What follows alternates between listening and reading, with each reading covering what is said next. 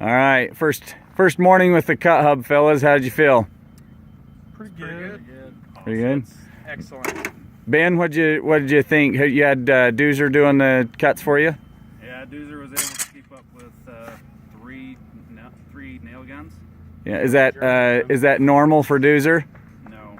So you're saying Doozer's not normal? You know, Doozer pretty can much keep jack up with crap. half of a nail gun with a skill saw. Doozer, how'd you feel? You normally struggle trying to keep up with the guys, keeping everything cut? It's usually a struggle, but it was so smooth, so fast that I'm way ahead of everybody right now. You're actually ahead of everybody? Like he's going to probably grab a gun pretty quick. Okay. James, how'd you feel about nailing everything down, the cuts of the packages and everything? Doozer did it all. He did it before he had all the headers cut and measured and nailed together before we needed them. So. All right, so how are they coming together as far as cleanliness goes? The square cuts Yeah, and they're the... square and clean. A lot more square than it would be with a skill saw, anyway. Okay, so it's a looks like a real clean framing job. Yep. And then all of our garbage is going to end up in just right All our here. garbage is in one spot.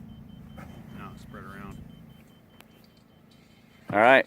A huge bonus for guys like Doozer.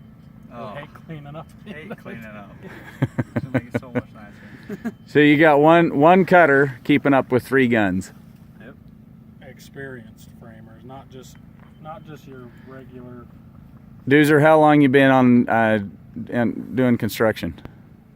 4 months. 4 months.